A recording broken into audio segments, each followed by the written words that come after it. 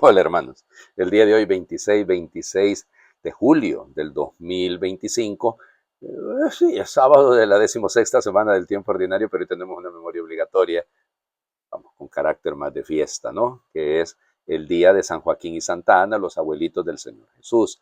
Mañana, 27, porque es el domingo más cerca, se debe celebrar la Jornada Mundial del Adulto Mayor y de los Abuelitos.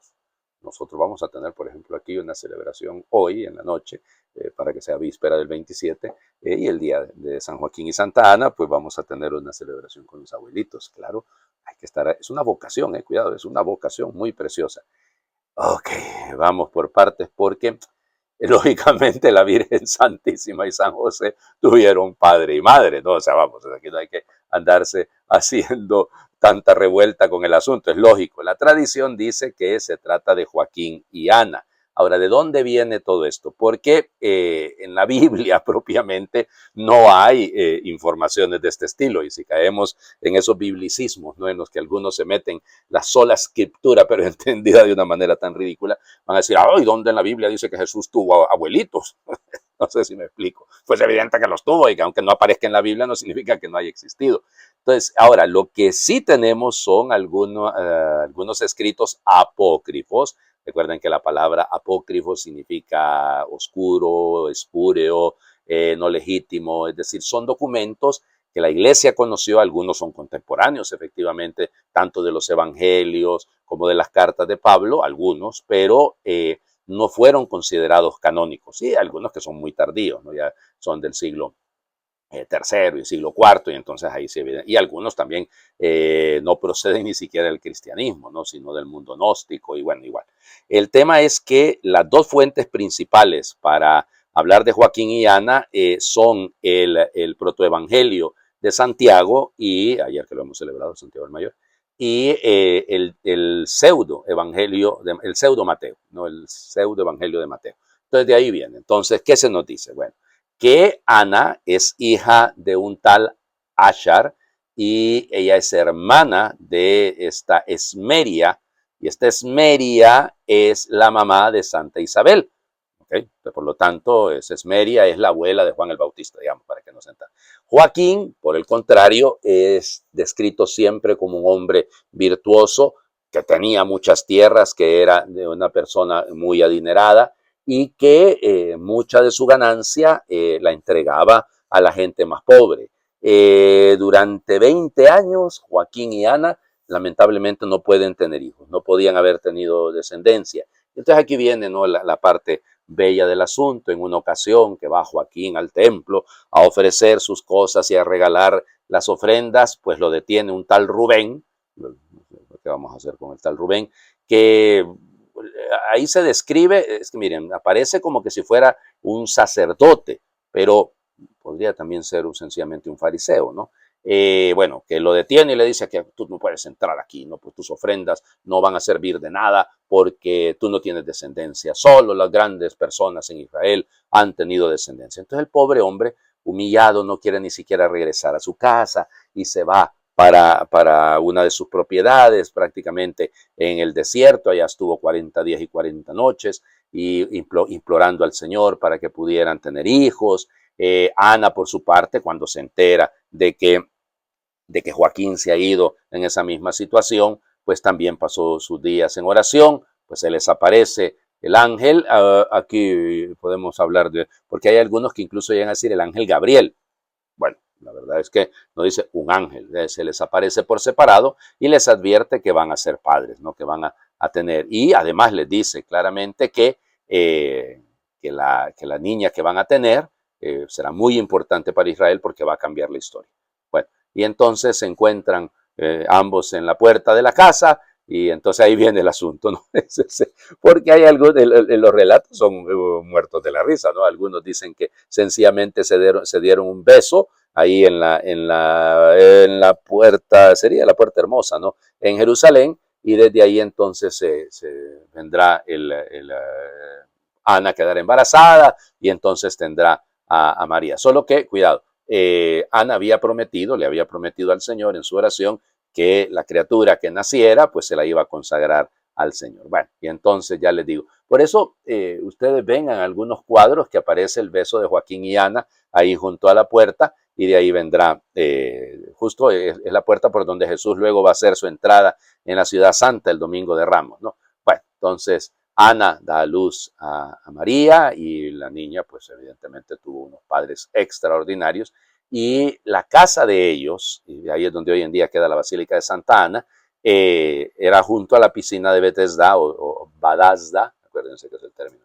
y ahí pues se construyó. Ahora, la tradición ahí pasó, bueno, un montón de cosas, ¿no? Hubo un templo anteriormente en este lugar, luego cuando llegaron los musulmanes lo volvieron una escuela para el Islam, pero luego los cruzados en el siglo XII construyeron ahí, como les digo, la Basílica de Santa Ana, y ahí fue donde Ana pues educó a María. Bueno, ya saben ustedes todo lo que viene después, lo legendario, ¿no? El protoevangelio de Santiago dice que María a los 3 años fue llevada al templo, y ahí para que fuera consagrada al Señor. Bueno, de ahí ya no tenemos nada, ¿no? Hay un montón de tradiciones que dicen que Ana llegó a vivir hasta los 80 años, y las reliquias fueron guardadas ahí en la Tierra Santa, y luego las llevaron a Francia y están enterradas en la capilla bajo la catedral de Apt, ¿ok?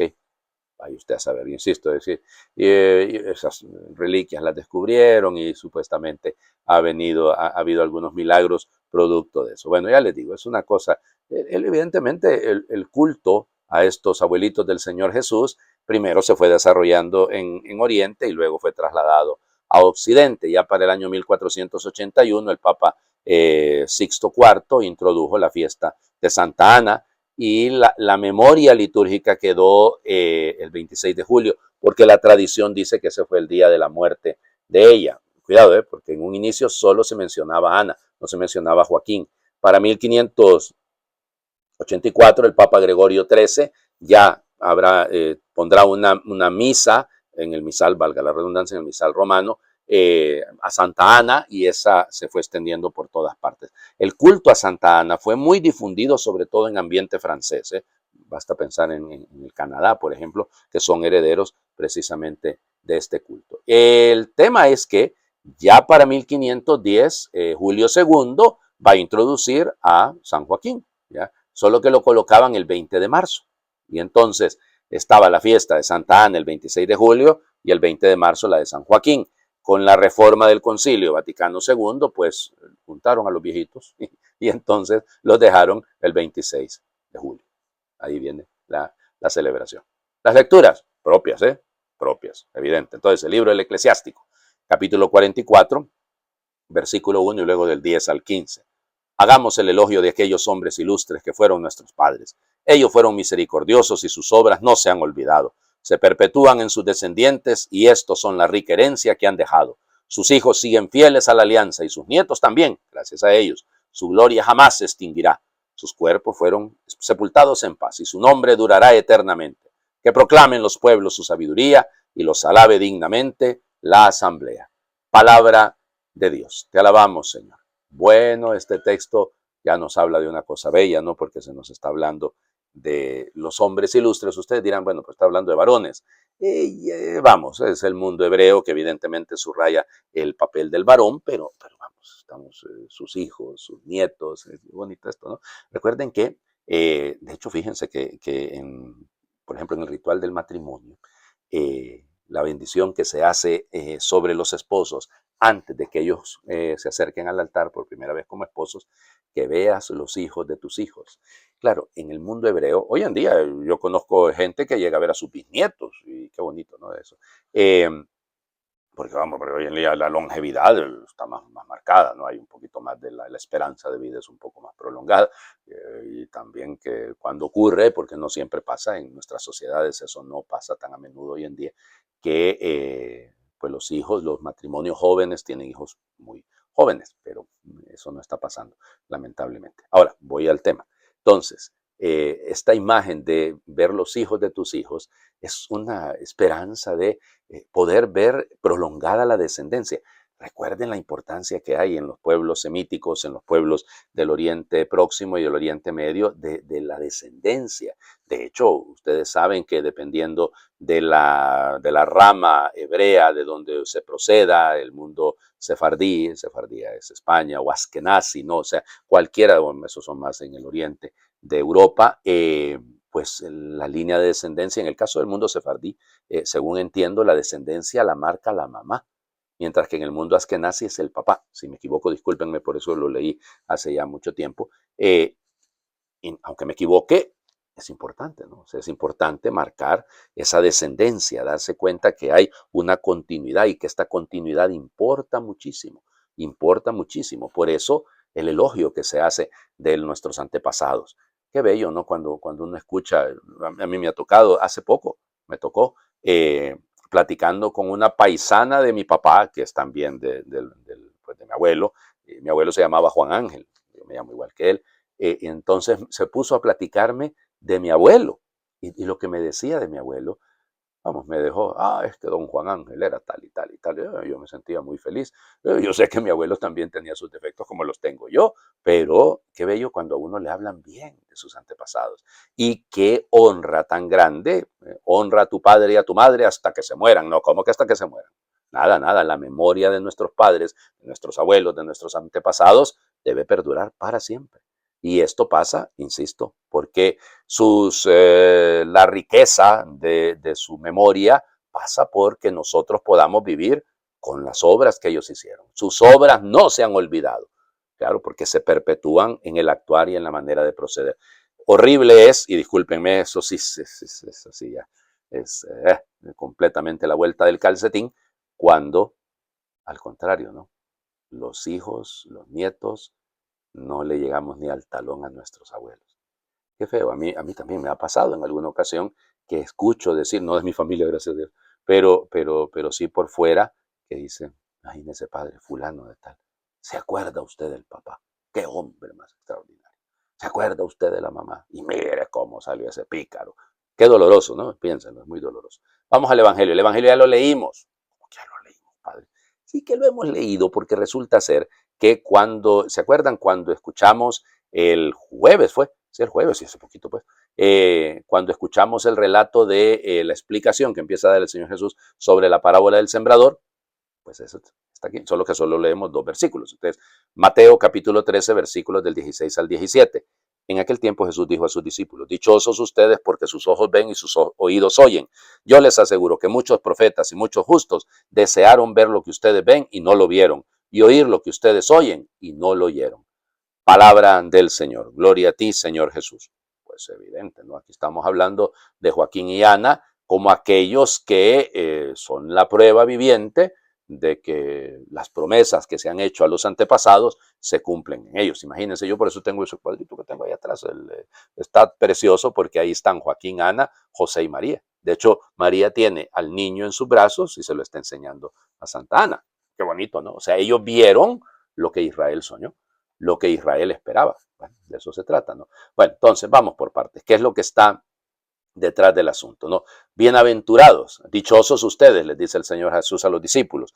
Macarios, acuérdense, los felices, los dichosos. Esto indica la bendición divina, en el fondo, de eso se trata, ¿no? Y claro, porque ustedes ven lo que otros no vieron. Hay un pero, hay un de ahí, y ustedes, ese Jimón, es clarísimo, ¿no? Está dando a entender que nosotros, perdónenme que se lo diga, ¿no? Vamos, si yo comparo lo que nosotros podemos vivir en el siglo XXI, después de toda la historia de la iglesia, después de todo lo que hemos vivido, oigan, nosotros estamos disfrutando una realidad completamente distinta, ¿no? Ni siquiera como en los primeros siglos, claro, porque ha habido una extensión, hay una comprensión mayor de la palabra de Dios, la tenemos ahora evidentemente. En el siglo primero no estaba la Biblia, por ejemplo, o sea, se fue conformando en el siglo primero, pero no la teníamos definida. Eso se va a encargar la iglesia de irla definiendo de manera más precisa a partir de finales del siglo segundo y del siglo tercero. Entonces,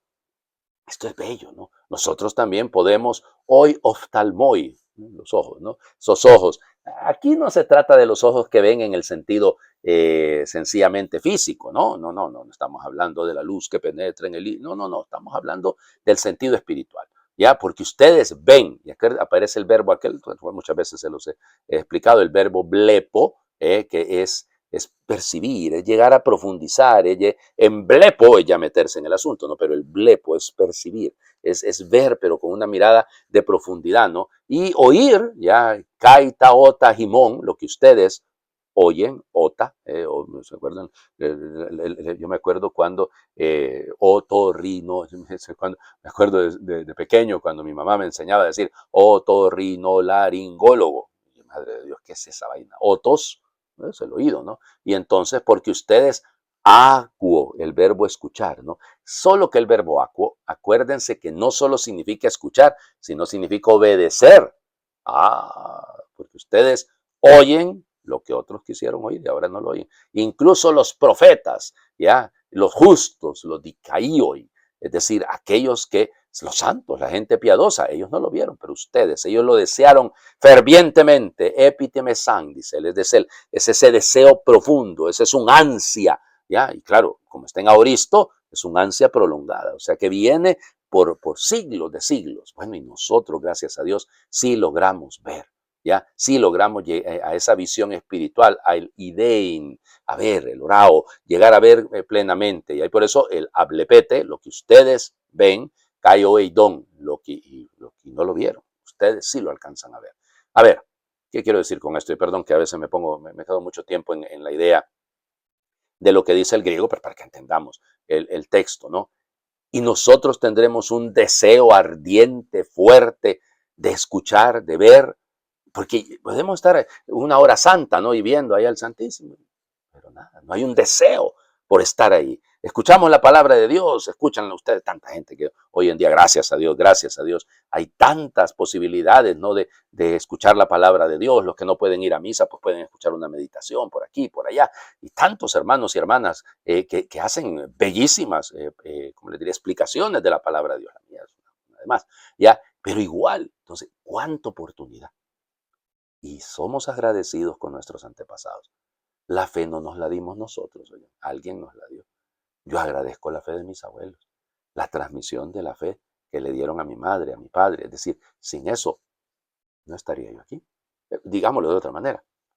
El mejor consejo que a mí me dieron el día de mi ordenación sacerdotal me lo dio mi abuela paterna, porque mi abuela materna murió cuando yo tenía apenas unos 17, 18 meses. Entonces, te lo digo de verdad. Yo todavía guardo los recuerdos de los consejos de mi abuela, sobre todo porque esa abuela que más me sobrevivió. Y ahí es donde queda. Hacer memoria, honrar. Hagamos oración, una oración por nuestros abuelitos, ¿no? Señor Jesucristo, que nos has donado la vida haciéndola resplandecer de tu reflejo divino, tú reservas un don especial a las personas mayores que se benefician de una larga vida. Te las entregamos para consagrarlas a ti. Hazlas testigos de los valores evangélicos y devotos custodios de las tradiciones cristianas. Protégelos y preserva su espíritu con tu mirada amorosa y con tu misericordia. Dales la certeza de tu fidelidad y hazlos mensajeros de tu amor, humildes apóstoles de tu perdón, brazos acogedores y generativos para los niños y los jóvenes que buscan, en la mirada de los abuelos, una guía segura en la peregrinación hacia la vida eterna. Danos la capacidad de donarles el amor, el cuidado y el respeto que merecen en nuestras familias y en nuestras comunidades. Y concede a cada uno de nosotros la bendición de una larga vida para podernos unir un día a ti en el cielo. Tú que vives y reinas en el amor por los siglos de los siglos. Amén. El Señor esté con ustedes. Y les bendiga a Dios por intercesión de San Joaquín y de Santa Ana, el que es Padre, Hijo y Espíritu Santo, y su bendición descienda, les acompañe siempre. Feliz Día de los Abuelitos para todos los que me escuchan y que son abuelitos que tienen esta bella vocación. Y feliz fin de semana para todos.